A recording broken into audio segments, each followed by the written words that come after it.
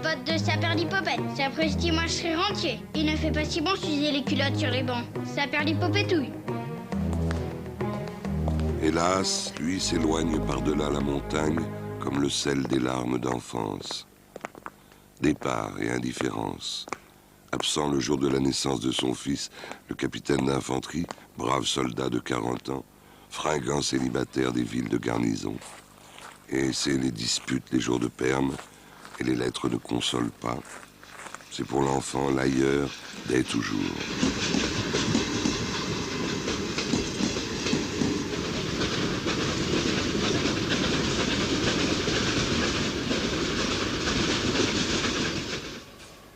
Vitali confesse au silence ce mariage raté avec un beau capitaine de 15 ans son aîné. C'est sa colère et sa raideur. La tradition prime et les gens d'église. Vitali, trop attaché à sa terre des Ardennes, proche, terrier des loups, bourgeoisie rurale, elle ne voulait pas suivre le beau militaire du square de la gare, celui qui lui donna 4 enfants, comme autant de visites, dans l'indifférence.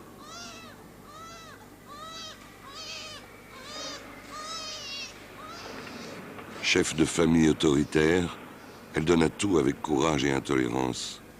Une éducation pesante et stricte. Jamais il ne vit sourire sa mère une seule fois. Ivre de souffrance, elle criait seule le long de la Meuse, parfois. Il est inscrit à l'institution Rossa, une école privée. Toujours d'excellents devoirs, presque tous les prix. Il est ce que sa mère veut qu'il soit, en apparence. Et tous les jours, elle les accompagne, lui et son frère. Ils traversent Charleville, la coquette, petite marchande prospère. Et le Second Empire, la fête impériale, arrive ici un peu atténuée, loin de Paris, à quelques kilomètres de la Belgique. À 7 ans, il craignait les blafards dimanches de décembre où, pommadé sur un guéridon d'acajou, il lisait une Bible à la tranche vert chou. Il était entêté à se renfermer dans la fraîcheur des latrines. Il pensait là, tranquille. Quand venait l'œil brun, folle, 8 ans, la fille des ouvriers d'à côté lui mordait les fesses, car elle ne portait jamais de pantalon.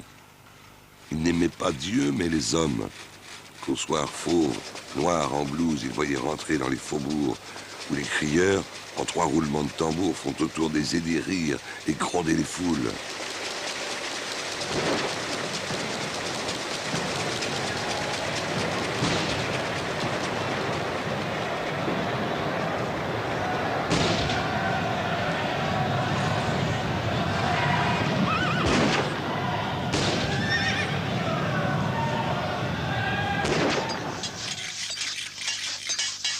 On dit que les hommes construisent un grand canal du côté de Suez, vers la mer Rouge. L'aventure ailleurs est peut-être mieux qu'ici. Alors il s'évade dans les illustrés, les romans et l'aventure. Il rêve le Coran oublié par son père comme un livre d'images, et il imagine des souks et des minarets.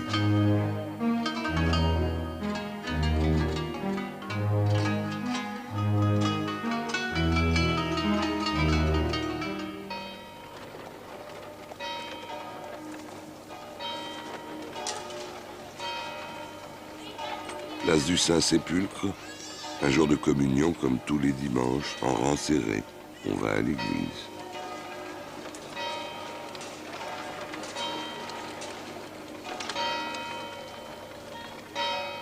Le dimanche, en allant à l'église, en avant, les 2 fillettes, Vitali et Isabelle, se tenant par la main.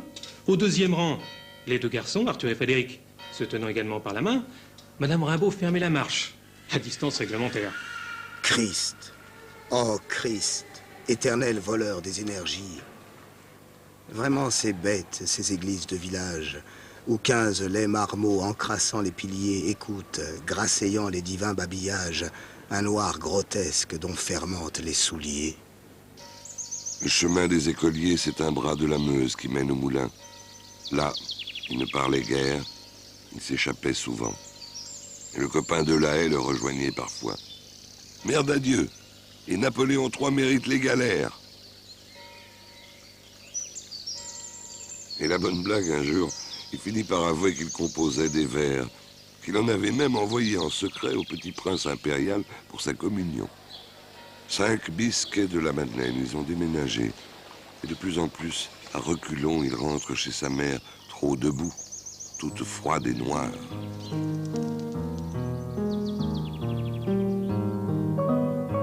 Et la mère, fermant le livre du devoir, s'en allait satisfaite et très fière, sans voir, dans les yeux bleus et sous le front plein d'éminence, l'âme de son enfant livrée aux répugnances. Tout le jour, il suait d'obéissance, très intelligent. Pourtant des tics noirs, quelques traits semblaient prouver en lui d'âcres hypocrisies. À 7 ans, il faisait des romans sur la vie du grand désert, où lui la liberté ravit. Forêt, soleil, rive, savane.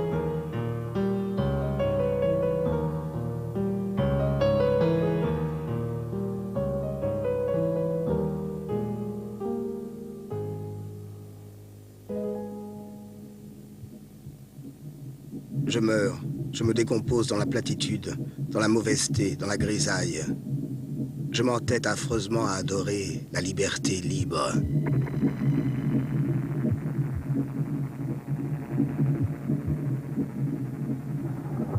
Ennui, désir réprimé, scène d'ombre. Et j'irai loin, bien loin, comme un bohémien, par la nature, heureux comme avec une femme. Départ dès qu'il peut vers la vallée. Et ses sœurs, inquiètes, le regardent s'en aller. Je m'en allais les poings dans mes poches crevées. Mon paletot aussi devenait idéal. Oh là là, que d'amour splendide j'ai rêvé.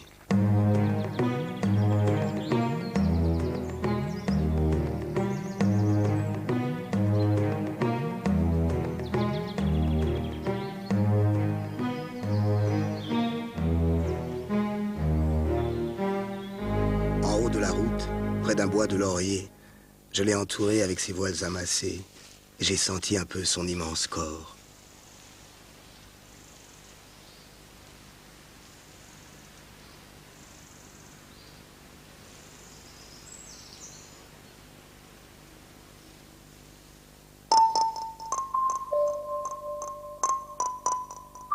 Au réveil, il était midi.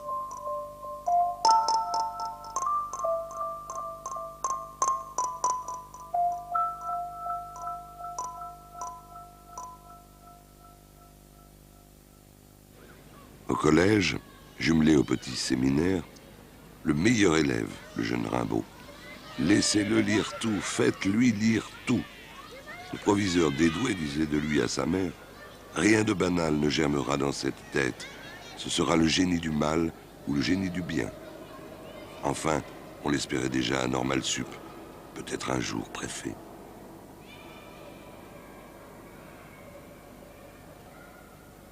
On a dit Rimbaud timide. Nous l'avons vu plein d'aplomb. De culot, devrais-je dire. S'adressant au professeur, au principal, avec assurance, aimant à mystifier ses camarades. Pendant que l'un de nous démontrait au tableau quelques théorèmes de géométrie, Rimbaud vous bâclait en un rien de temps un certain nombre de pièces de vers latin. Chacun avait la sienne. Le titre était bien le même, mais la facture des vers, les idées, le développement était assez différent pour que le professeur ne pût reconnaître la main du même ouvrier. Georges Isambard, 21 ans, son nouveau professeur de rhétorique, est poète à ses heures. L'élève de 16 ans soumet ses vers, lui emprunte les livres des auteurs modernes. Ils deviennent amis, écument les librairies et rejoignent souvent Delahaye, de Verrières et Bretagne au Café de l'Univers.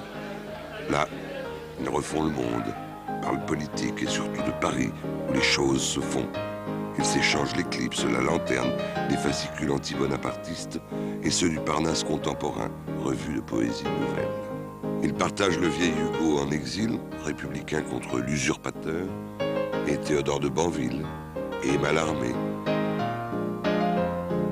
et la musique de Verlaine, et le vrai dieu des poètes à peine disparu, Charles Baudelaire.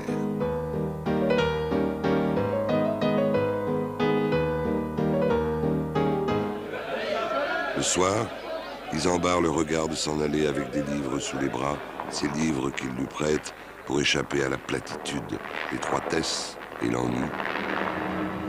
Monsieur, je vous suis on ne peut plus reconnaissante de tout ce que vous faites pour Arthur.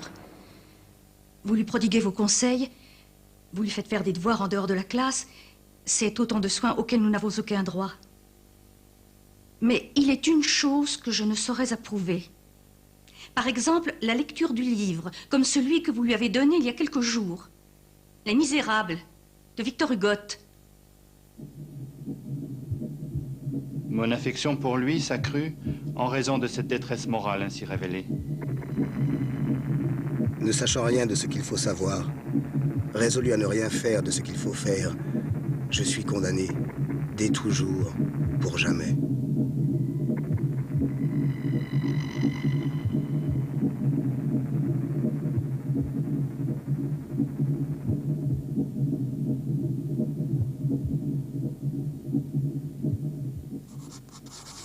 Cher maître, j'ai 17 ans, l'âge des espérances et des chimères. Dans 2 ans, dans 1 an peut-être, je serai à Paris. Lettre à Théodore de Banville. Vous me rendriez fou de joie si ces vers trouvaient place au Parnasse contemporain. Ne sont-ils pas la foi des poètes? Je ne suis pas connu, qu'importe. Les poètes sont frères. Ces vers croient, ils aiment, ils espèrent. C'est tout. Levez-moi un peu. Je suis jeune. Tendez-moi la main.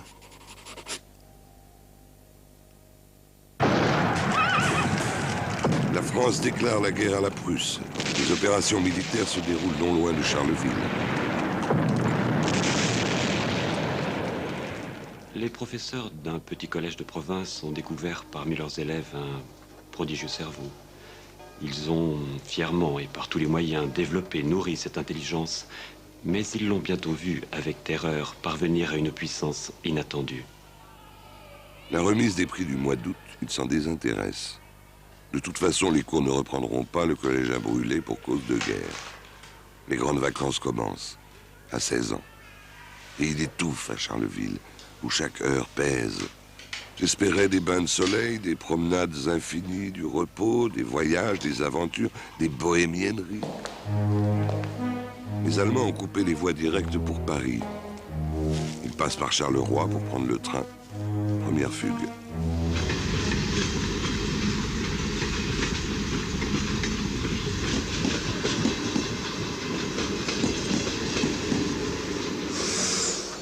À la gare du Nord, le petit drôle est arrêté.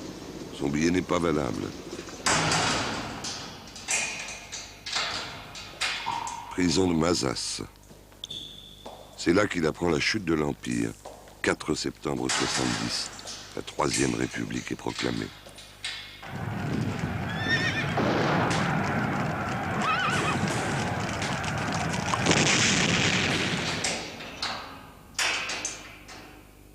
Il écrit à Isambard de payer sa dette, de le libérer et bientôt il le rejoint. Pas à Charleville mais à Douai, chez les tantes du professeur. Il rencontre là un jeune poète, Demeny, pour lequel il recopie soigneusement ses derniers poèmes.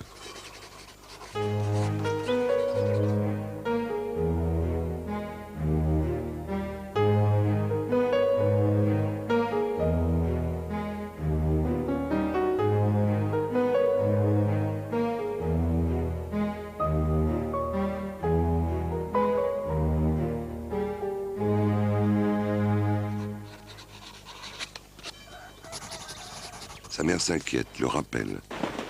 Chassez-le, qu'il revienne vite. Isambard, comme un père, le raccompagne à Charleville. Mais il ne tiendra pas en place plus de 10 jours.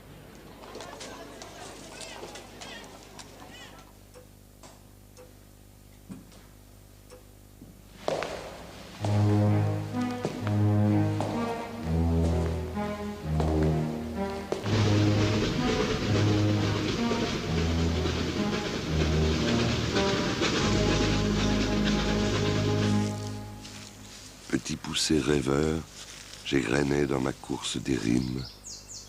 Deuxième fugue. À la frontière belge vers Charleroi, à travers la Belgique et Bruxelles, à pied.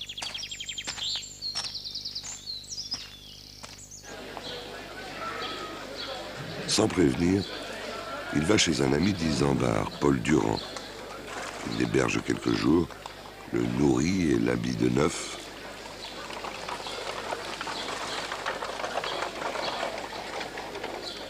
Puis il s'en retourne à Douai, chez les tantes, mais où Isambard n'est pas. Il recopie ses poèmes, les sonnets de son récent vagabondage.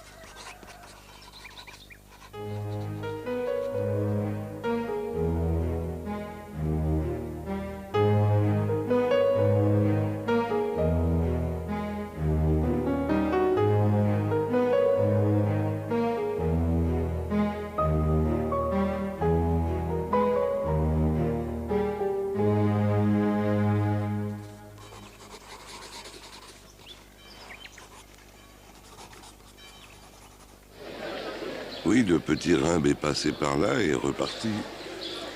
À sa poursuite sur l'ordre de Madame Rimbaud, c'est à Bruxelles, un peu plus tard, qu'Isambard, qui ne le cherche plus, retrouve les traces du petit drôle. Après 5 jours, il le rejoint. C'est la dernière fois qu'ils se voient.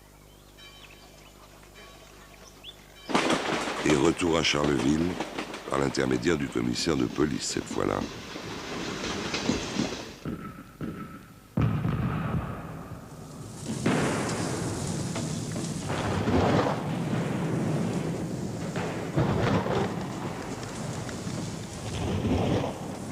Les Prussiens bombardent Charleville et Mézières, l'occupent un temps. Puis, l'armistice est signé. On élit la nouvelle Assemblée nationale, royaliste alors que les républicains sont majoritaires dans les villes. Tous ces changements, la révolte qui gronde, le poussent vers Paris. Il fuit l'immobilisme.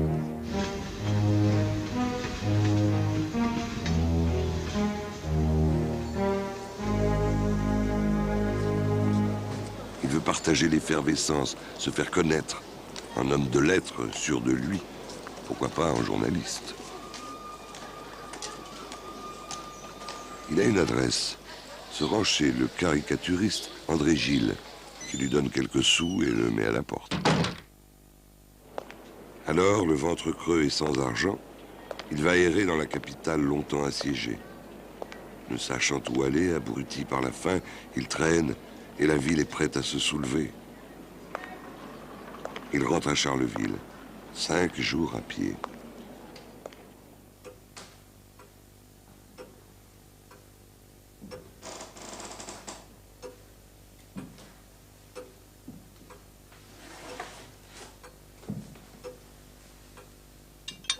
À Paris, les barricades se dressent. Les jours meilleurs arrivent. La révolution éclate et la commune est proclamée. C'est l'enthousiasme, l'illusion lyrique. Il faut changer la vie. Et si la mélodie des insurgés s'essouffle, c'est les Versaillais dans Paris, la guerre civile. Des communards sont prisonniers. Révolution manquée de la classe ouvrière. La semaine sanglante. Et tous ces morts, ces fusillés, sans jugement, 35 000, peut-être 100 000. Et la Seine est rouge de sang. Il faut changer la vie.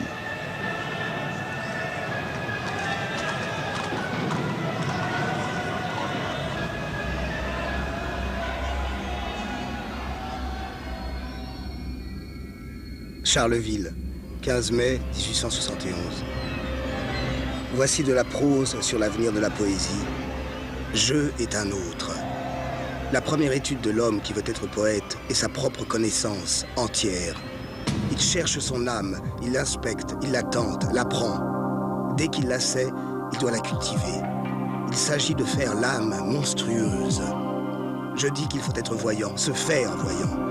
Le poète se fait voyant par un long, immense et raisonné dérèglement de tous les sens. Ineffable torture, où il a besoin de toute la foi, de toute la force surhumaine, où il devient entre tous le grand malade, le grand criminel, le grand maudit et le suprême savant, car il arrive à l'inconnu. Le poète est vraiment voleur de feu.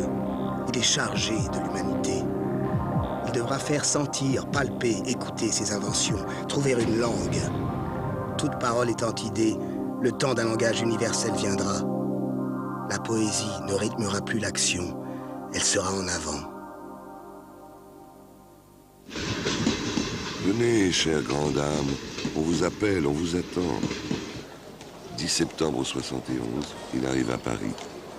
Verlaine l'a reconnu entre tous, l'a invité à vivre chez lui, à Montmartre. À 27 ans, il habite l'hôtel particulier de ses beaux-parents avec sa femme, 17 ans. Elle attend un enfant. Un grand et solide garçon, à la figure rougeaude, un paysan. Il avait l'aspect d'un jeune potache ayant grandi trop vite, car son pantalon écourté laissait voir des chaussettes de coton bleu tricotées par les soins maternels. Les cheveux hirsutes, une cravate en corde, une mise négligée. Les yeux étaient bleus, assez beaux, mais il avait une expression sournoise que dans notre indulgence, nous prîmes pour de la timidité. Au premier regard, elle est jalouse.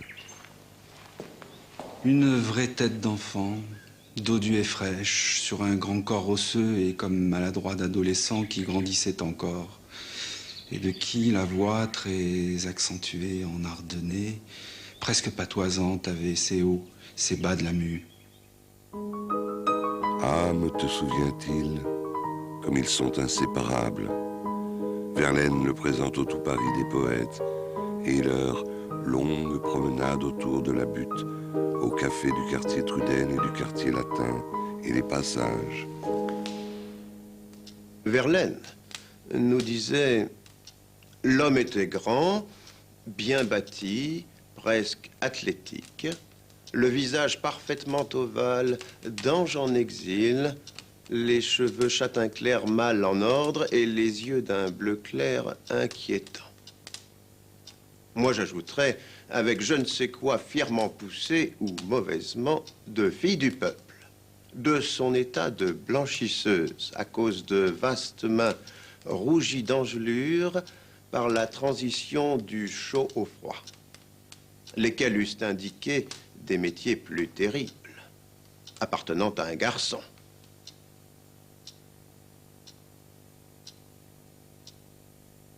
Rimbaud vient, il apporte le bateau ivre. Cette œuvre sans égale dans le passé comme son rival depuis lors. C'est dans son intention un hommage de bienvenue, mais c'est en réalité un désespérant défi à tous les poètes. Comme je descendais des fleuves impassibles, je ne me sentais plus tiré par les rouges criards, des années préconcenues, les ayant cloués une nuit. J'étais insoucieux de tous les équipages, porteurs de Quand avec mes malheurs, on finissait tapage, les fleuves m'ont laissé descendre où je voulais. On finissait tapage, les fleuves m'ont laissé descendre où je voulais. Moi qui tremblais, sentant geindre à 50 lieues le rude des BMO et les maelströms épais, fileurs éternels des immobilités bleues, je regrette l'Europe aux anciens parapets. Et sans ces nuits sans fond que tu dors et t'exil. Millions d'oiseaux d'or, ô futur vigueur. Mes frères, j'ai trop pleuré. Les aubes sont navrantes, toute lune est atroce et tout soleil amer. L'âcre amour m'a gonflé de torpeurs enivrantes. Oh, que ma qui éclate, oh, que j'aille à la mer. Si je désire une d'Europe, c'est la flash noire et froide, vers le crépuscule embaumé, un enfant accroupi plein de tristesse, lâche un bateau frêle comme un papillon de mai. L'effroyable gamin soulève l'admiration contre la vieillerie poétique, les vieux imbéciles. Mais il refuse cette petite danse parisienne des bourgeois bohémiens qu'on nomme littérature. Alors, comme des ombres, le drôle de ménage s'évade. Hilar et ivre de liberté, l'académie d'absinthe. Mais il faut changer la vie. À peine à 17 ans, il initie Verlaine. Alors rien du tout. Des lunes blanches, des lunes noires qui se poursuivaient.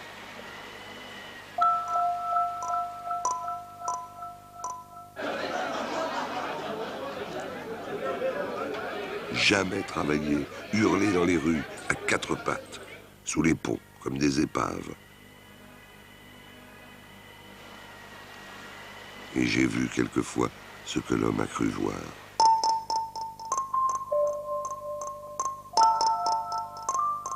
Et la nuit, les poètes soûls engueulaient l'univers.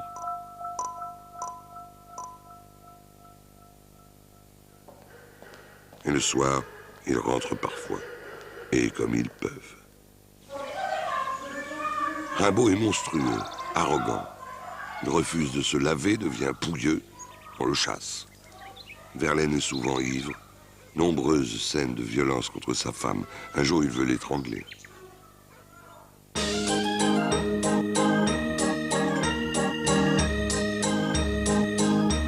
Quel cirque! C'est trop petit, Paris. Merde pour lui. Déménager sans cesse. Carnis et chambres de bonne. Hôtel des étrangers, rue Campagne Première, rue de Bussy.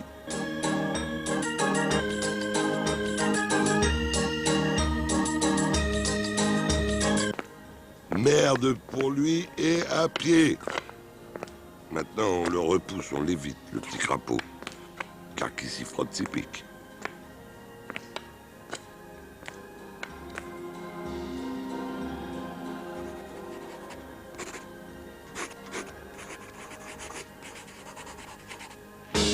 Mais sans cesse, il écrit, surtout la nuit, l'enfant gêneur. Mis au banc de la société des poètes, insupportable. Et peu à peu rejeté par le cénacle des cris vaillants qu'il voulait réveiller. Oublier le cercle zutique et celui des vilains bonhommes, parodies et satires, poèmes et dessins.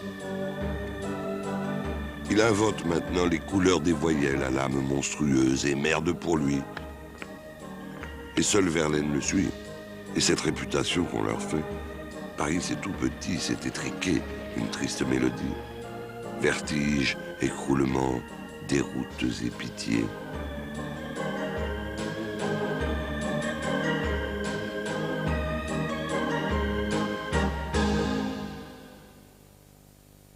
Jamais au collège où l'inversion était assez connue, comme dans toutes les écoles. Il n'a eu cette réputation.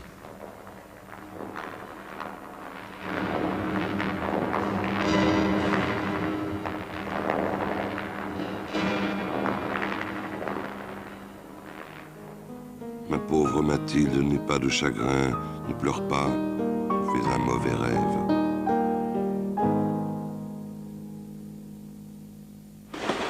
Ils prirent alors les steamers et les rapides, et pour la première fois, le poème de la mer.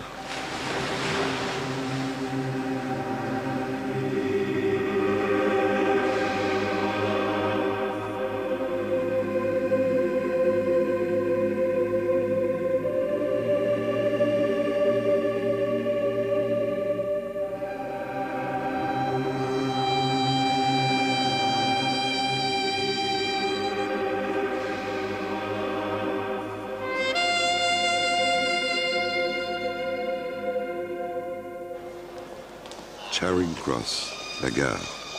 Premiers émerveillements dans la grande ville inconnue, métropole moderne et trépidante, c'est l'étourdissement permanent du progrès.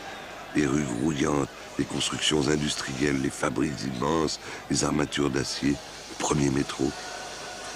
Ils vont vivre ensemble plus d'1 an, soudés par le désir de poésie, libres et dans la misère, avec le peu d'argent qu'envoie la mère de Verlaine.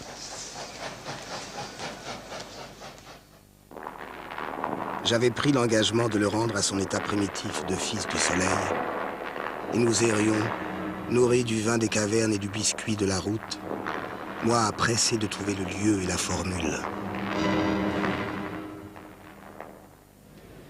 Les docks, les quartiers misérables de cette ville de la Bible, sous le ciel gris de cristal.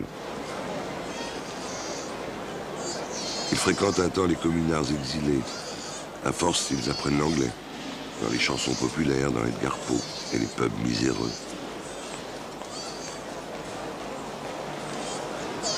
C'est la bohème, ils vont partout, ivres de sensations et de vertiges, au risque de se perdre.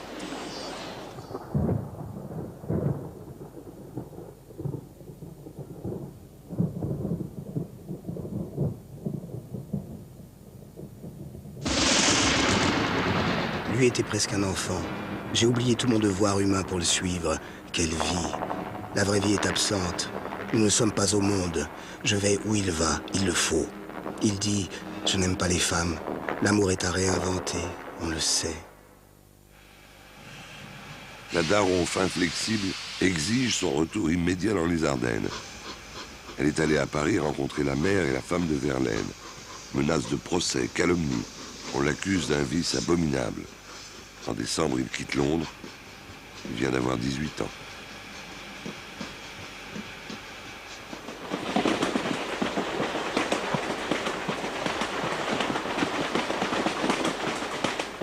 Quelle chierie, quelle horreur que cette campagne française. Je fais des petites histoires en prose, titre général, livre païen ou livre nègre. Mon sort dépend de ce livre. Une demi-douzaine d'histoires atroces sont encore à inventer. Comment inventer des atrocités ici? Verlaine le rappelle. Rimbaud n'est plus là, vide, affreux, le reste m'est égal. C'est Madame Verlaine, discrètement, qui fait parvenir les 50 francs du voyage.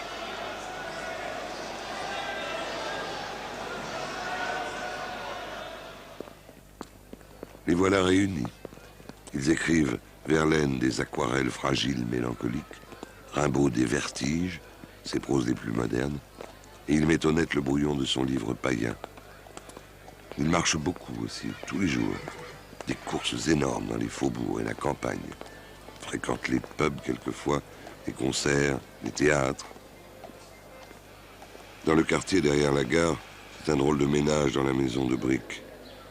Au 8 Great College Street, les disputes se multiplient. L'angoisse ronge Verlaine et Rimbaud lui en veut. Oh, l'Élian qui ne sait pas choisir. Revivre avec Mathilde, mais sans quitter Rimbaud. Alors se taire et vivre en attendant. Lecteur au British Museum, pour gagner quelques sous, il multiplie les annonces. 2 gentlemen parisiens, leçons de français, littérature, latin.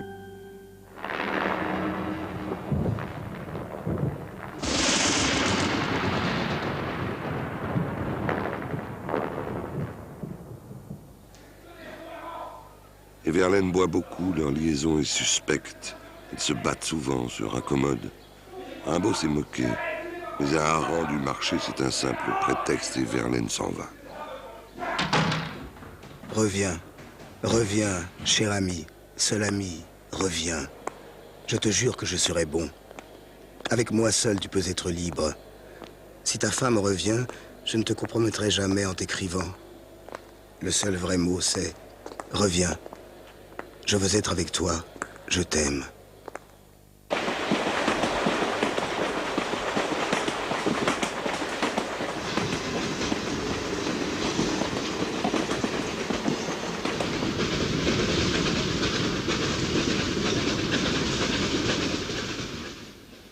Depuis 1 an, j'habite à Londres avec le sieur Verlaine, occupant le même logement et mettant tout en commun. Sa société était devenue impossible. Il y a 4 jours, il m'a quitté pour venir à Bruxelles et m'a envoyé un télégramme pour venir le rejoindre. Je suis arrivé depuis 2 jours. Ce matin, il est allé acheter un revolver au passage des Galeries Saint-Hubert. Il était de nouveau en état d'ivresse. Nous sommes allés ensuite à la maison des Brasseurs, Grand Place, où nous avons continué à causer de mon départ.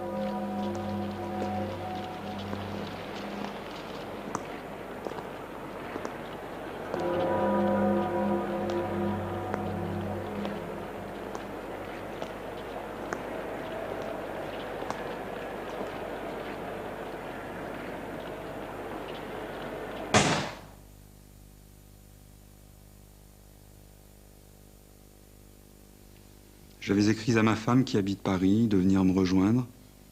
Elle ne m'a pas répondu. D'autre part, un ami auquel je tiens beaucoup était venu me rejoindre à Bruxelles depuis 2 jours et voulait me quitter pour retourner en France. Tout cela m'a jeté dans le désespoir. J'ai acheté un revolver dans l'intention de me tuer. En rentrant à mon logement, j'ai eu une discussion avec cet ami. Malgré mes instances, il voulait me quitter. Dans mon délire, je lui ai tiré un coup de pistolet. Je ne comprends pas que le départ d'un ami ait pu vous jeter dans le désespoir. N'y a-t-il pas entre vous et Rimbaud d'autres relations que celles de l'amitié? Non, c'est une calomnie qui a été inventée par ma femme et sa famille pour me nuire. On m'accuse de cela dans la requête présentée au tribunal par ma femme à l'appui de sa demande de séparation. La balle est extraite du poignet. Verlaine condamné à 2 ans de prison.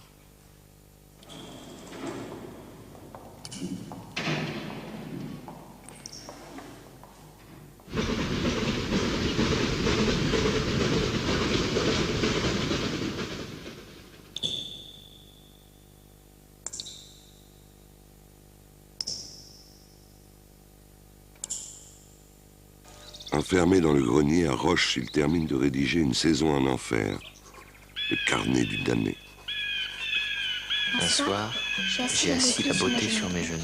Je ne me souviens pas plus loin que cet été je l'injuriais. Et le christianisme. Ma journée est faite. Je ne me souviens pas plus loin. Je ne finirai pas de me revoir dans ce l'air marin brûlera mes poumons. Mais toujours m'a perdu me tanneront. L'air marin brûlera mes poumons. Sur mon masque, on me jugera d'une race forte. J'aurai de l'or. Les femmes soignent ces féroces. Je serai mêlé aux affaires des pays chauds. Sauvé. Je suis une belle, un nègre, crie. Vous êtes de faux nègres. Danse, marchand, tu es nègre.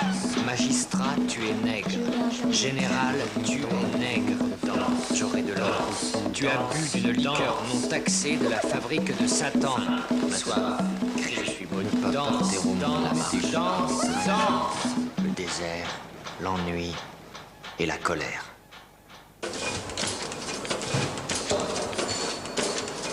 Son seul livre publié, 500 exemplaires, à compte d'auteur sa saison en enfer. Il n'en prendra que quelques-uns. L'argent, c'est sa mère qui l'a avancé.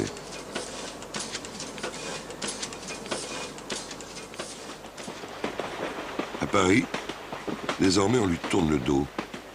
Il rencontre Germain Nouveau, un poète. Brusquement, ils s'embarquent pour l'Angleterre, mais ils ne resteront pas longtemps ensemble. Alors se taire et vivre en attendant.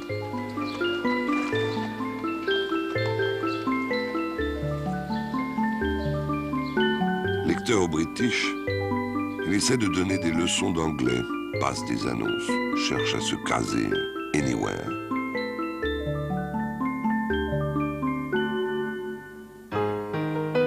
Surtout, il reprend, rédige des poèmes en prose, les plus modernes, des fragments. Les illuminations.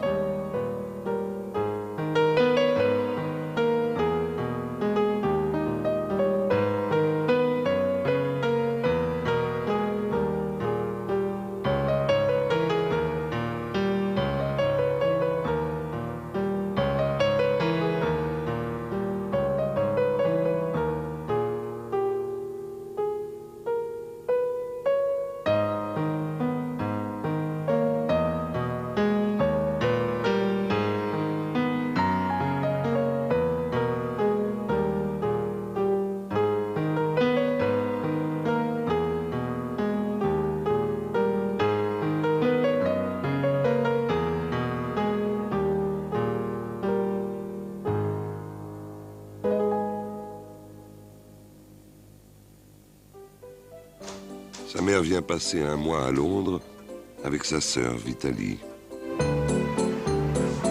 Il va avoir 19 ans. Il guide les campagnardes émerveillées dans la grande ville, la première qu'elle voit.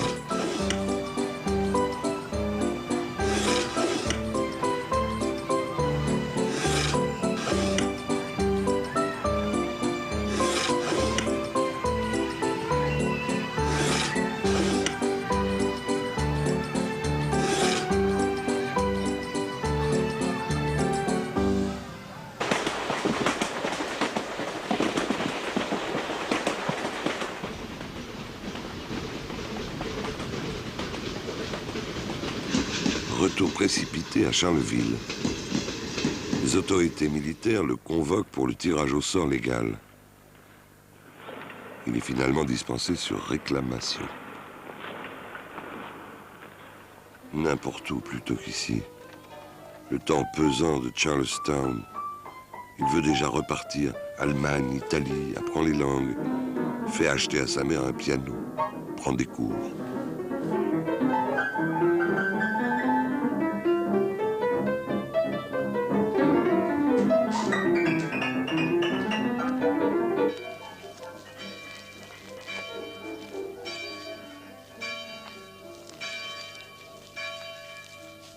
En décembre meurt Vitalie, à l'âge de 17 ans.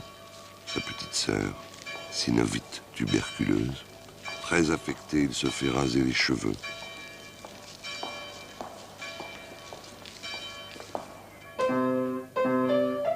continue le piano, s'enferme parfois 24 heures sans boire ni manger, dans une armoire. Il y étudie les langues étrangères, le russe, l'arabe, la marina. Il cherche que faire. Il ne tient pas en place. Et puis c'est le grand départ, comme une maladie, dromomanie, le voyageur toqué. 2 années à marcher dans toute l'Europe, et j'irai loin, bien loin, comme un bohémien.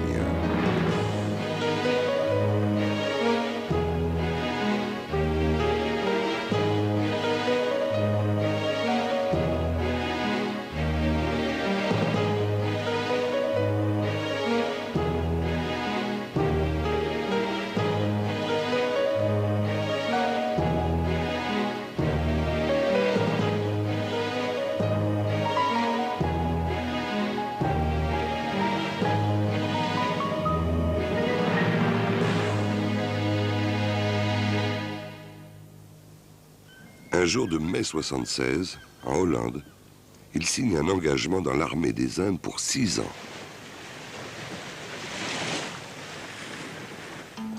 Pour aller vers l'île de Java, le paquebot croise Port Saïd, emprunte le canal de Suez, celui des illustrés de l'enfance.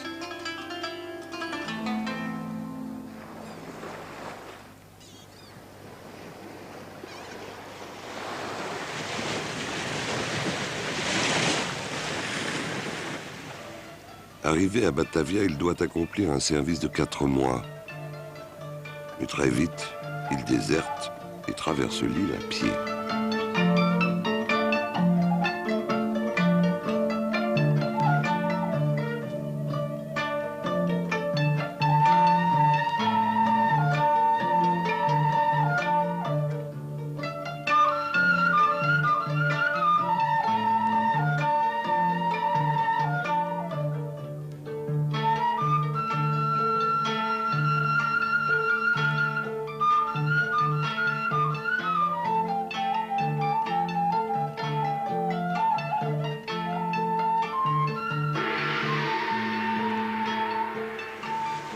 Il repart, embarque à nouveau, direction l'Irlande, et finalement revient à Charleville où il passe Noël. Fuir l'ennui, l'accablement et les heures lestées. Partir à vie, quitte à rencontrer le pire, à être le mouvement même. Il a 24 ans, son père vient de s'éteindre à Dijon.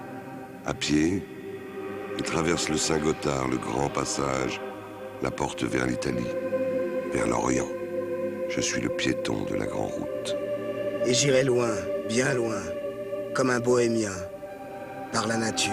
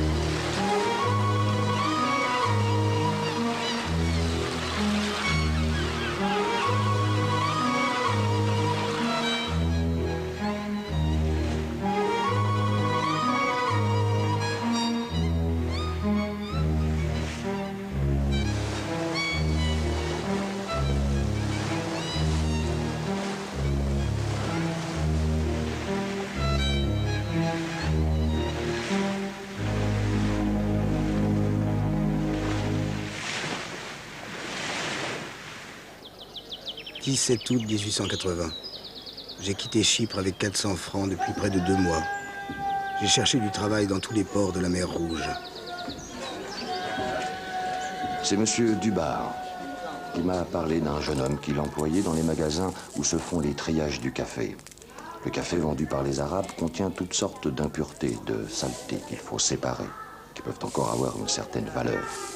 La direction de ces ateliers, que l'on nomme ANM à cause de la réunion des femmes trieuses, nécessite l'emploi d'un employé européen. Cet Européen s'appelait Arthur Rimbaud. C'était un grand et sympathique jeune homme qui parlait peu.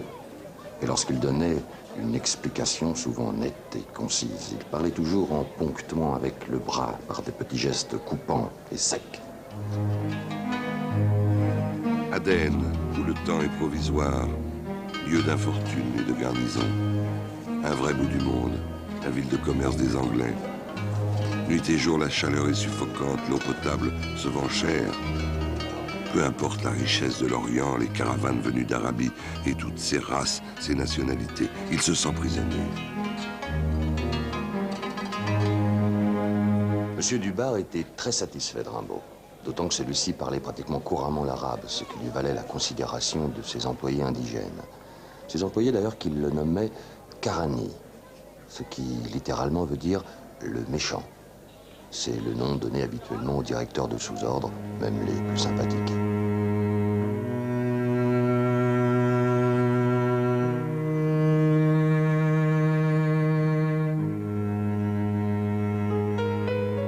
J'espère bien aussi voir arriver mon repos avant ma mort. Mais d'ailleurs, à présent, je suis fort habitué à toute espèce d'ennui. Et si je me plains, c'est une espèce de façon de chanter.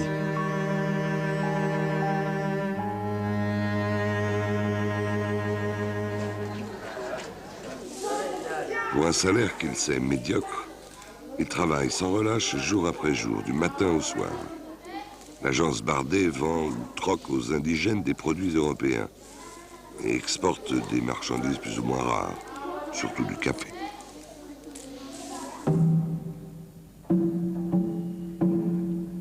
Et heureusement que cette vie est la seule, et que cela est évident, puisqu'on ne peut s'imaginer une autre vie avec un ennui plus grand que celle-ci.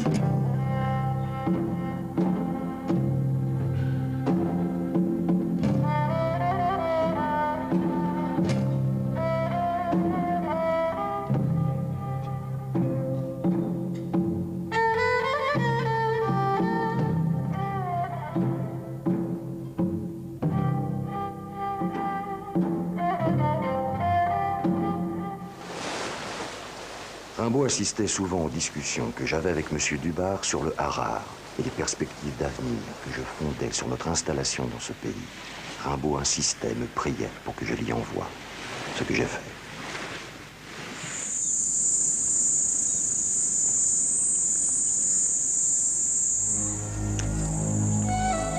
Le grand départ vers l'inconnu à l'ouest, l'Afrique, un autre continent.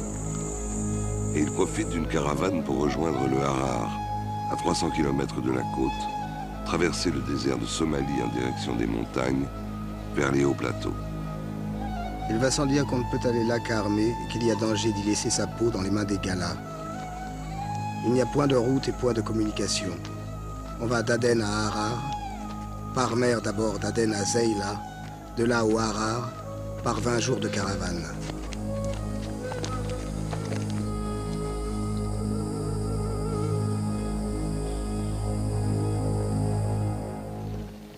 La maison a fondé une agence dans le Harar, une contrée que vous trouverez sur la carte au sud-est de l'Abyssinie.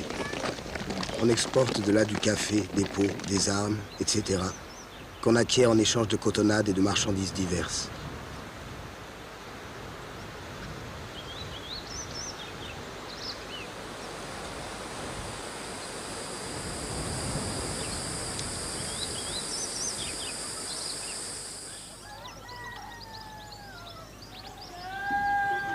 L'arrivée au Harar, ville de terre brune encerclée de remparts, interdite longtemps aux infidèles. 4e ville sainte des musulmans. 40 000 habitants. Les rues sont sales, puantes, grouillantes. Il est le 10e Européen à y pénétrer. Harar est une ville colonisée par les Égyptiens et dépendant de leur gouvernement. La garnison est de plusieurs milliers d'hommes. Ici se trouve notre agence et nos magasins. Le pays est élevé et non infertile. Le climat est frais et non malsain. On importe ici toutes les marchandises d'Europe par chameau. Il y a d'ailleurs beaucoup à faire dans le pays. Je suis ici dans les galas.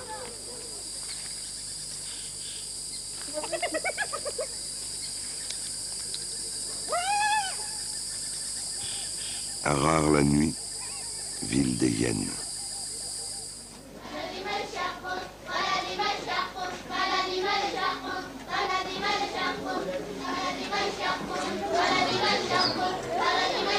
Harar, 15 février 81. Je ne compte pas rester longtemps ici. Je saurai bientôt quand je partirai. Je n'ai pas trouvé ce que je présumais et je vis d'une façon fort ennuyeuse et sans profit. Je continue à me déplaire fort dans cette région de l'Afrique. Le climat est grincheux et humide. Le travail que je fais est absurde et abrutissant, et des conditions d'existence généralement absurdes aussi. Tout ce que je réclame au monde est un bon climat et un travail convenable, intéressant. Je trouverai bien cela un jour ou l'autre.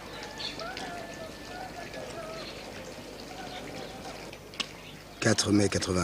Pour moi, je compte quitter prochainement cette ville-ci pour aller trafiquer dans l'inconnu.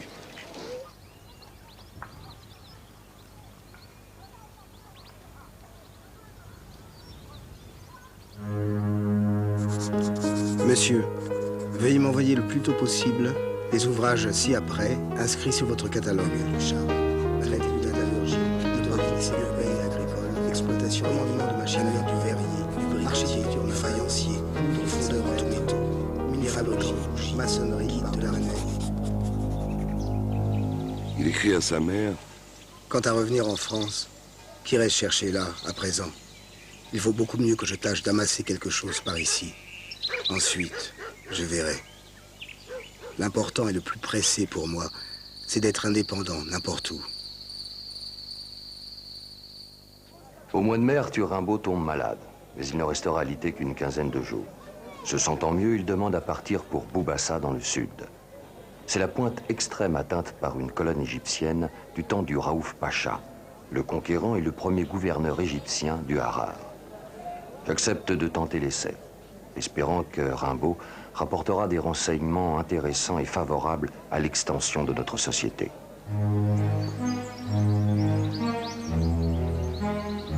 Départ, disparaître, éviter l'ennui, fuir cet esclavage, sa manie, le déplacement pour le déplacement. Pour cette expédition, Arthur Rimbaud avait l'intention de se faire passer pour musulman. À la tête de son petit convoi, il entoura sa tête d'une serviette en guise de turban et entoura ses vêtements civils d'une couverture rouge. Ce déguisement qui nous faisait rire était certainement moins ridicule pour les indigènes que nos habits occidentaux. Mais là-bas, sous la protection du Boko de Boubassa, qui est un chef gala, Rimbaud va créer, non loin du village, 2 marchés dans la brousse, d'où viennent parfois de très loin des vendeurs indigènes, hommes et femmes. Au bout de 15 jours, durant lesquels nous n'avions reçu aucune nouvelle, Rimbaud revient. Il est extrêmement fatigué, il est obligé de s'aliter. Et pendant 1 semaine, il est encore plus mal qu'avant son départ. Il a vu plusieurs fois cette dernière heure venir. Vous me demanderez également chez M. Arbet l'album des scieries agricoles et forestières, urbaines et agricoles, exploitation, commandement de machinerie du verrier, du brick, architecture du faïencier, du fondeur en tout métaux, minéralogie, maçonnerie, de la renée. La vie est comme cela. Et la solitude est une mauvaise chose ici-bas. Pour moi, je regrette de ne plus être marié et avoir une famille. Mais à présent, je suis condamné à errer, attaché à une entreprise lointaine. Et tous les jours, je perds le goût pour le climat et les manières de vivre, et même les langues de l'Europe.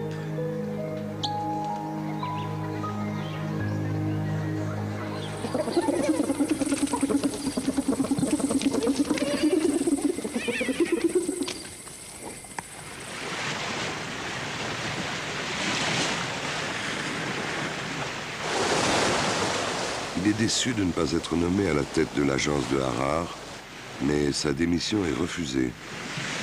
On lui rappelle les termes du contrat 2 années encore.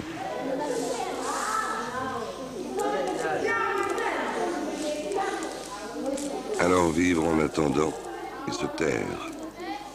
La vie est sans but, un esclavage. Chaque instant une répétition à l'identique. Et le temps arrêté et les 1000 projets. Je vais faire un ouvrage pour la Société de géographie avec des cartes et des gravures sur le Harar et les pays Gala. Je fais venir en ce moment de Lyon un appareil photographique et je rapporterai des vues de ces régions inconnues. Aden est un cratère de volcan. Les parois empêchent l'air d'entrer et nous rôtissons ici comme dans un four à chaud. Ça me ferait plaisir de voir réduire cet endroit en poudre.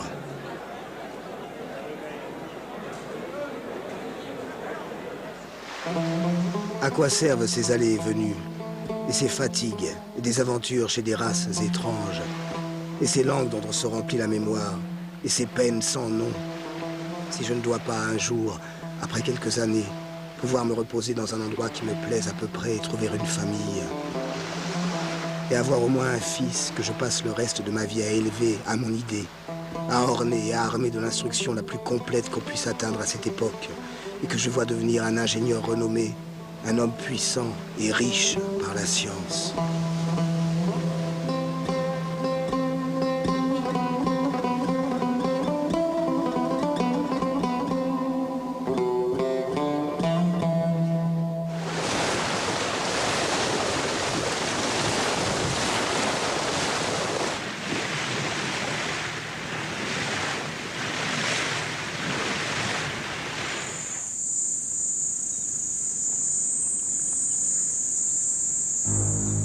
Mes chers amis, j'ai renouvelé mon contrat pour 3 ans et je crois que l'établissement de Harar fermera bientôt.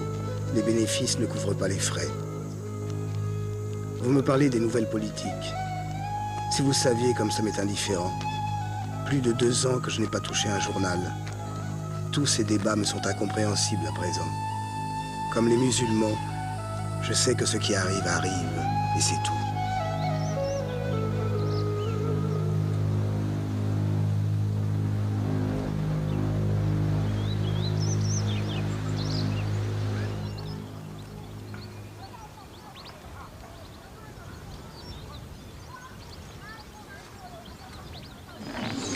Ils parlent leur langue, assimilent les usages, adoptent les mœurs indigènes. Il ne peut pas quitter la ville, directeur de l'agence. Il envoie son adjoint, le grec Sotiro, faire des reconnaissances, prospecter des zones de marché. À son retour, il écrit, rédige les comptes rendus de certaines expéditions, mais depuis longtemps, jamais plus de poésie. C'est à cette époque que j'ai reçu le rapport intitulé « Notes sur Ogaden », établi par Rimbaud d'après les renseignements et les notes prises par Sotiro à son retour de son exploration à travers un pays grand comme la moitié de la France, inexploré et inconnu, sauf par quelques indigènes qui de temps en temps vont jusqu'au Harar. J'ai adressé ces notes à la Société de géographie qui s'est empressée de les faire publier. Tout le monde veut se faire photographier ici. Même on offre 1 guinée par photographie. Je ne suis pas encore bien installé ni au courant. S'y inclut des photographies de moi-même par moi-même. Tout cela est devenu blanc à cause des mauvaises eaux qui me servent à laver. Ceci est seulement pour rappeler ma figure.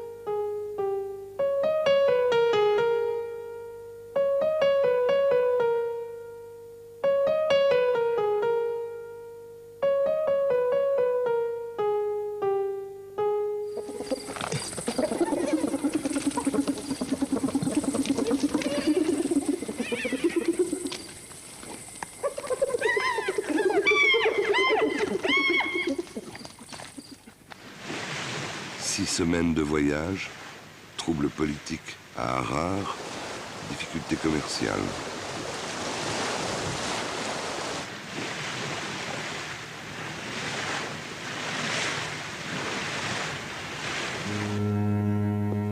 Aden, mai 84. Notre maison est liquidée à Harar comme à Aden et à la fin du mois, je me trouve hors d'emploi. Il n'y a pas de travail ici à présent et l'existence est intolérablement ennuyeuse. Quelle existence désolante je traîne sous ces climats absurdes et dans des conditions insensées. Je vois que je vais atteindre les 30 ans, la moitié de la vie. Et je me suis fort fatigué à rouler le monde sans résultat.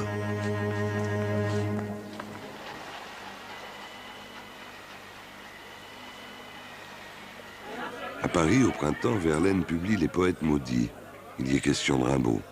Une longue étude sur l'adolescent fugueur, le poète Roussat disparu.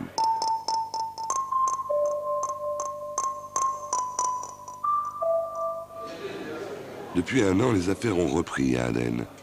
Mais il peine dans ce rock affreux, cherche l'indépendance. À l'hôtel de l'Univers, les grands préparatifs. Avec son associé l'abattu, ils affrètent une caravane de fusils. Bénéfice considérable à envisager, la grande aventure, l'affaire de sa vie. Il me vient quelques milliers de fusils d'Europe. Je vais former une caravane et porter cette marchandise à Ménélique, roi du Shoah.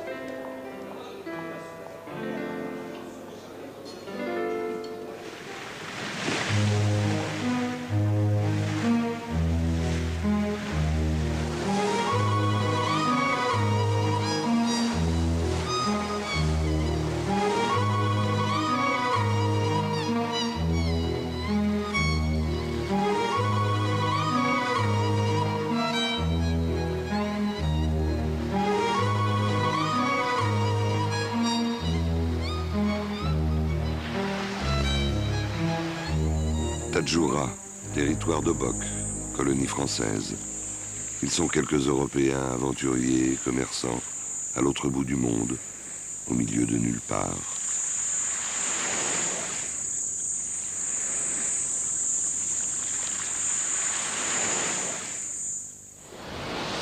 Et les jours s'épuisent en attente.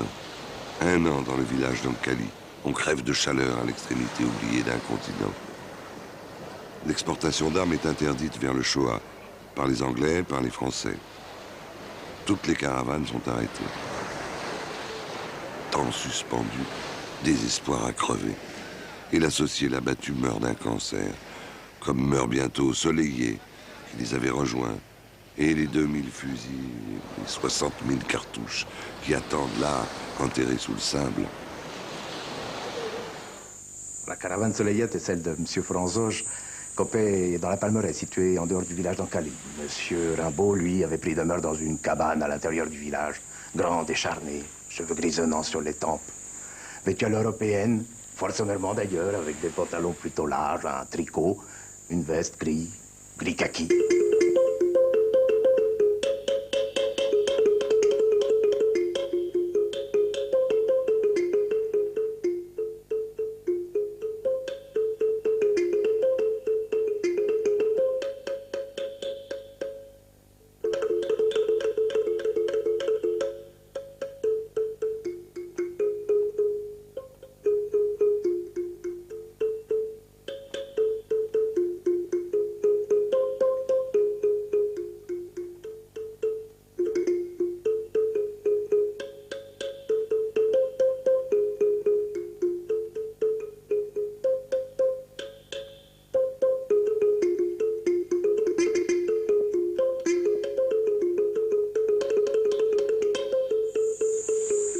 Enfin, l'autorisation officielle arrive et Rimbaud tente seul l'opération. Une route terrible, 4 mois de marche, paysage lunaire, désert brûlant.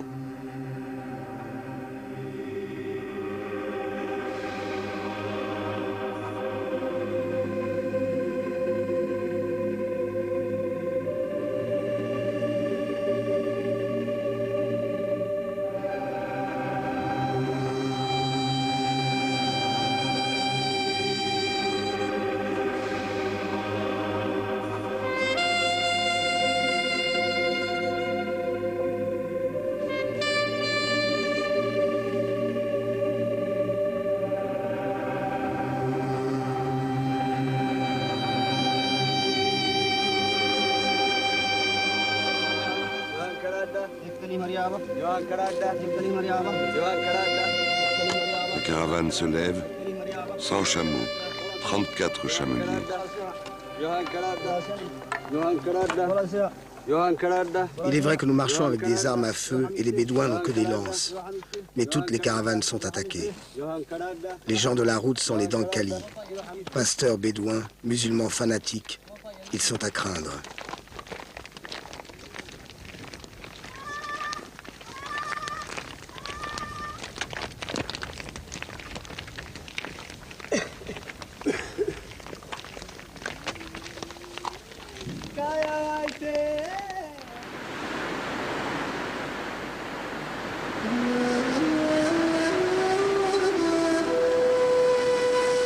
Une fois la rivière Awash passée, on entre dans les domaines du puissant roi Ménélik. Là, ce sont des agriculteurs chrétiens. Le pays est très élevé, jusqu'à 3000 mètres. Seuls des femmes et des prêtres hantent le guébi royal. Ménélik n'est pas à Ankobert, mais parti en campagne. Et soudain surgissent les ombres de son ancien associé décédé, l'abattu, sa veuve et d'anciens créanciers qui s'en prennent à Rimbaud. Il lui faut partir. L'homme compte passer les 3/4 de sa vie à souffrir pour se reposer le 4e quart. Et le plus souvent, il crève de misère sans plus savoir où il en est de son plan. La route des hauts plateaux sous le vent, une marche immense, une volonté sans borne. Et la caravane de fusils progresse, mais lentement.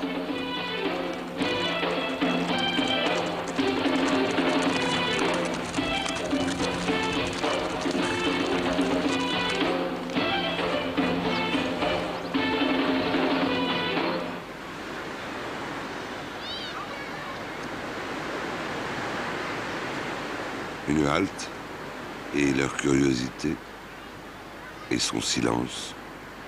Même en mouvement, le temps s'arrête parfois.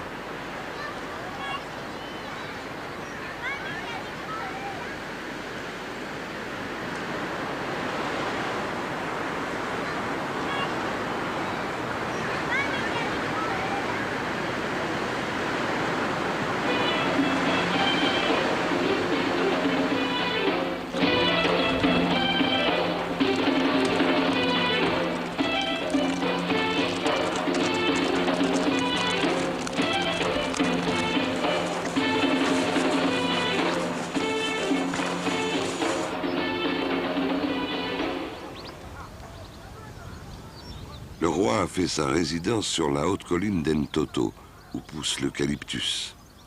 On y prépare la grande fête de la victoire sur le Harar, l'arrivée triomphale de Ménélik.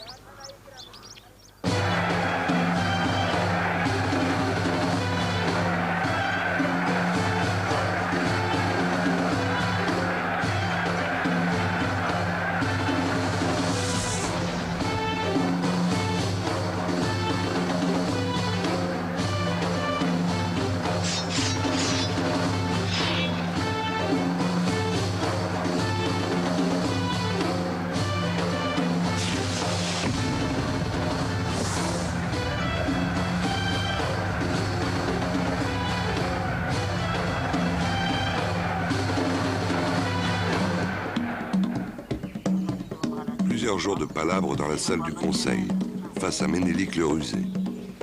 Pour la plupart imaginaires, les créanciers et veuves frénétiques de l'abattu attendent à l'extérieur et permettent au roi de profiter de la situation.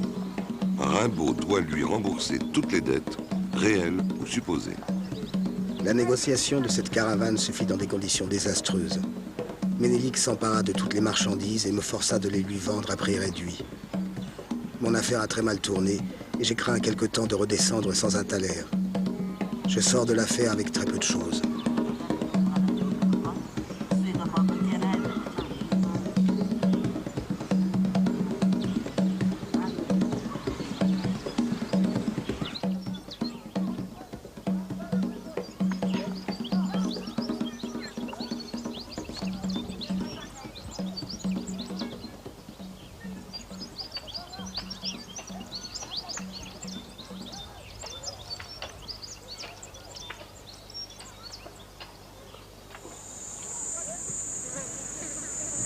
Jours de marche, avec ânes, chameaux et mulets, 25 km par jour, à travers savanes, forêts, riches vallées. Accompagné de Borelli, un explorateur chevronné, il est le premier Européen à suivre seul la route du roi, d'Entoto à Harar.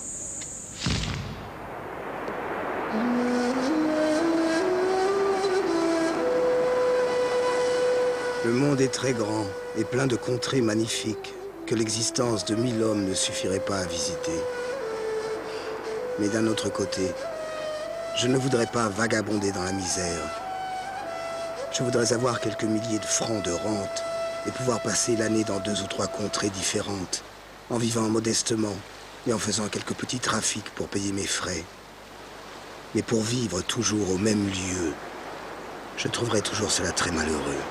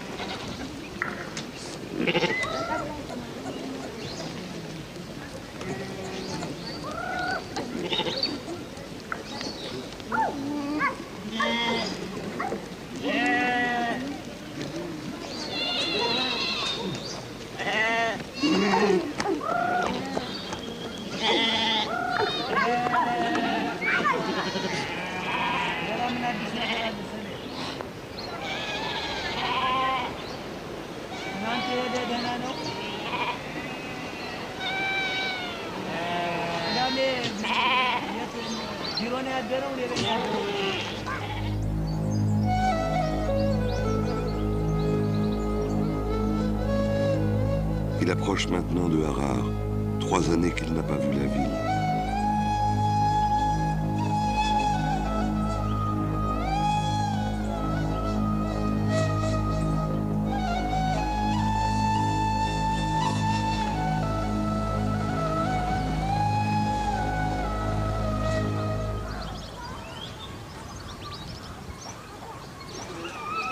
Au sortir de la guerre et pressurisée par Ménélique, la ville est un cloaque. La famine et la peste sont imminentes.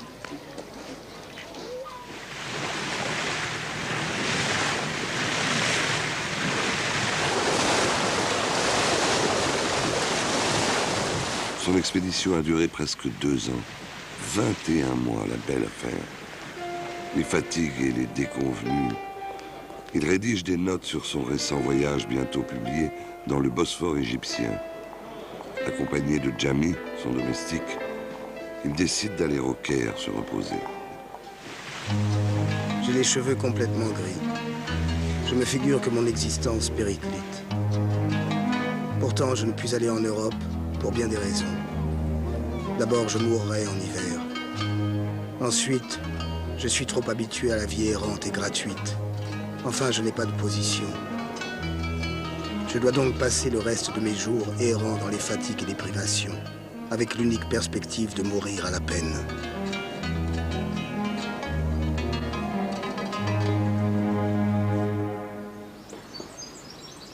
En 88, il fonde pour son propre compte une agence commerciale, achat et vente, peau, café, ivoire, or, musc.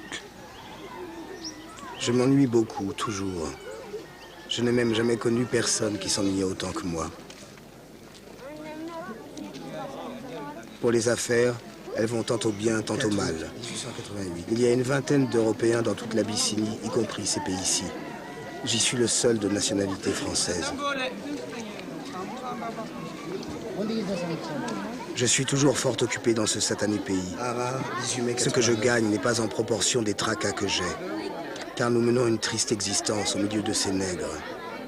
Celui qui vient par ici ne risque jamais de devenir millionnaire, à moins que de poux.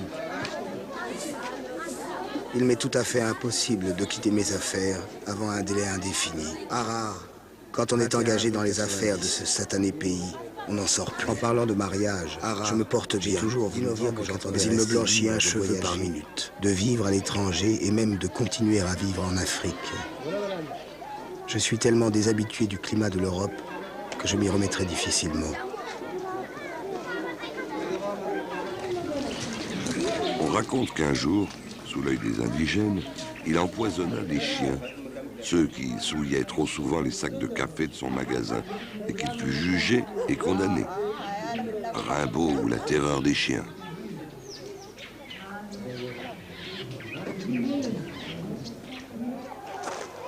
Je vais mal à présent. Il y a aujourd'hui 15 nuits que je n'ai pas fermé l'œil à cause de cette maudite jambe.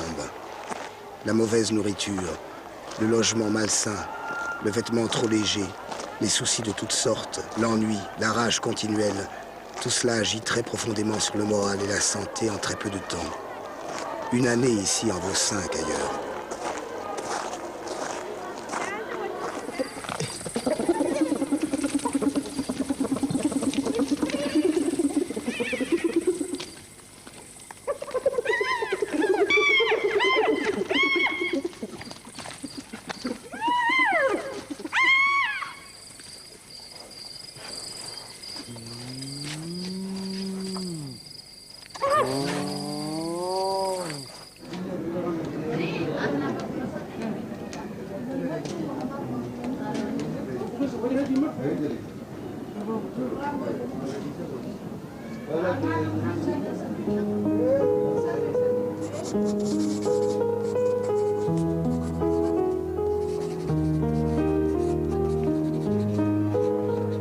Harare, 30 avril 91. Mon genou gonflait à vue d'œil et la douleur augmentait continuellement. Depuis déjà une vingtaine de jours, j'étais couché au Harare et dans l'impossibilité de faire un seul mouvement, souffrant des douleurs atroces et ne dormant jamais. Je louai 16 nègres porteurs. Je fis fabriquer une civière recouverte d'une toile.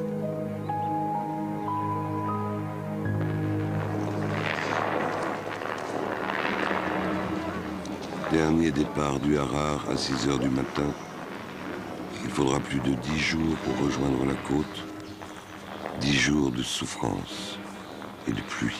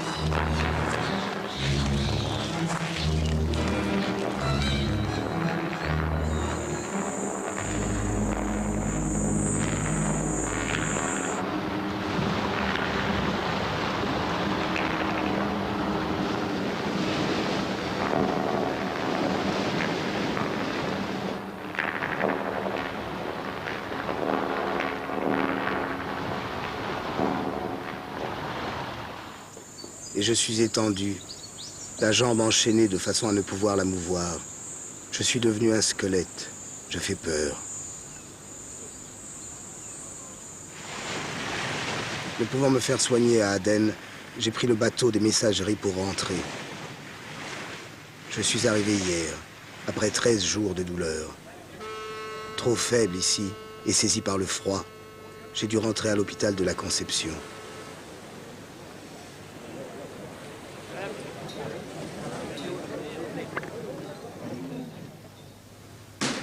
Aujourd'hui, toi ou Isabelle, venez Marseille par train express. Lundi matin, on ampute ma jambe. Danger mort. Affaire sérieuse réglée. Arthur. Hôpital Conception. Répondez.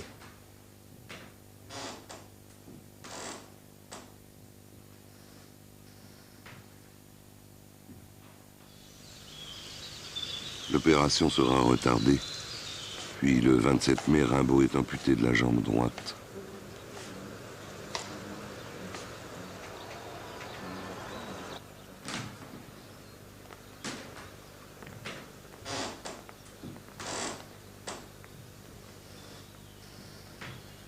On m'a souvent demandé mon opinion sur Arthur Rimbaud, voyageur et explorateur. Comme tous ceux qui l'ont connu à Aden et en Afrique, je dirais que sa vie y fut sans reproche et méritoire. La facilité extrême d'assimilation qu'il possédait en fit très vite un négociant remarquable. Son aménité, sa loyauté, lui gagnèrent la confiance de la gente commerciale indigène et lui en obtinrent une préférence marquée dans ses transactions commerciales et ses rapports amicaux. Un bel avenir était devant lui, et résultats acquis en quelques années l'en assuraient.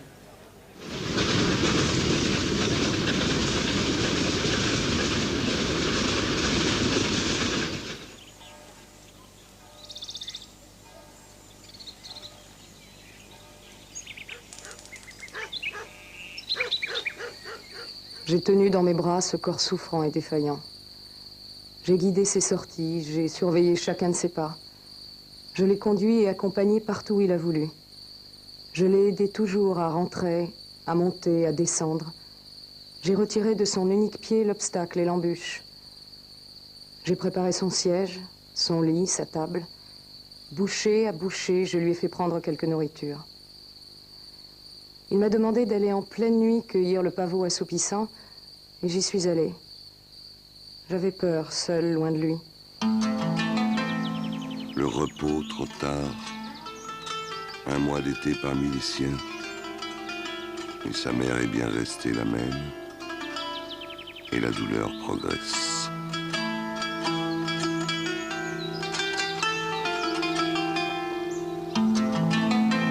Puis, l'idée fixe de retourner au Harar, au moins pour quelque temps, le hantant, d'autant plus fortement que de jour en jour se montrait l'impossibilité d'accomplir un long voyage, il résolut de partir pour Marseille, où au moins il aurait de la chaleur et du soleil, et se ferait soigner à la Conception par le chirurgien qui l'avait opéré. Ma chère maman, c'est un pauvre garçon qui s'en va petit à petit. Sa vie n'est plus qu'une question de temps, quelques mois peut-être.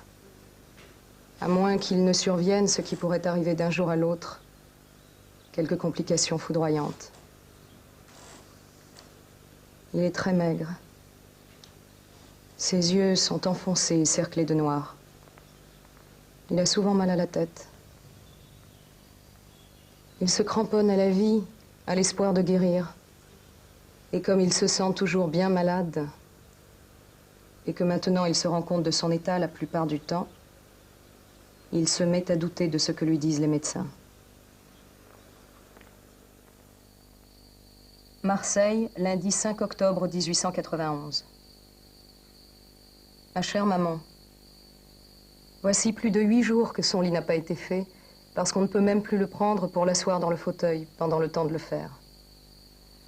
Son bras droit, complètement inerte, s'enfle.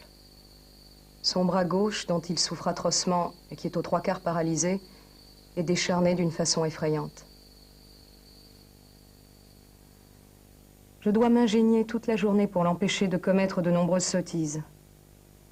Son idée fixe de quitter Marseille pour un climat plus chaud, soit Alger, soit Aden, soit Obock. Enfin, le plus probable, c'est qu'on va plutôt où l'on ne veut pas, et qu'on vit et décède tout autrement qu'on ne le voudrait jamais, sans espoir d'aucune espèce de compensation. La vie est la farce amenée par tous.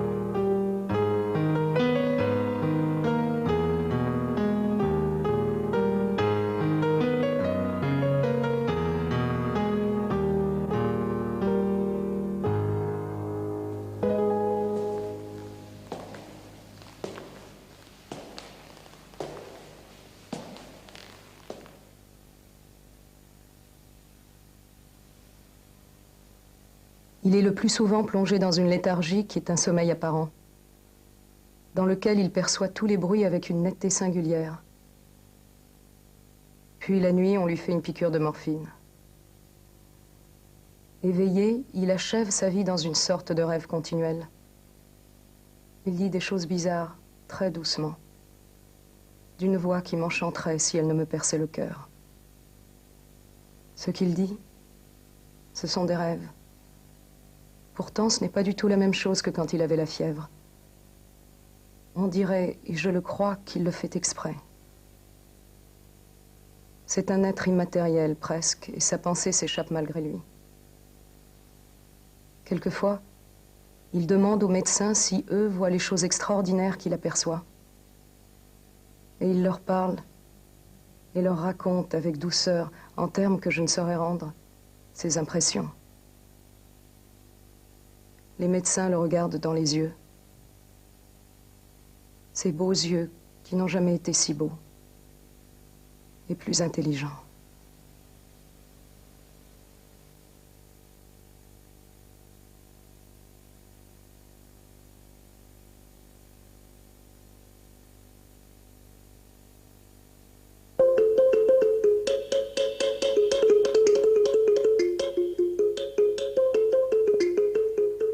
« 9 novembre 91.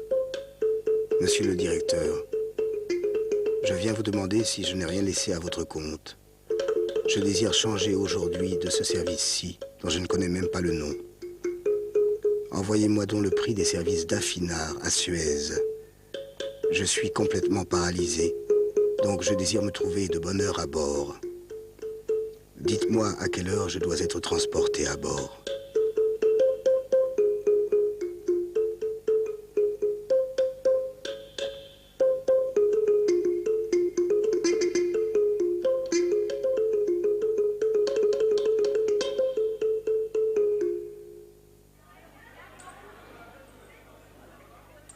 Puis, soudain, tombe à notre gloire. Soudain, tombe à notre gloire. On vous dit mort, vous. Je n'y veux rien. Mort, vous. Mort, vous. Je n'y veux rien. Toi, mort, vous. Toi, mort. Allons donc, mort. Allons donc. Tu vis ma vie. Tu vis ma vie.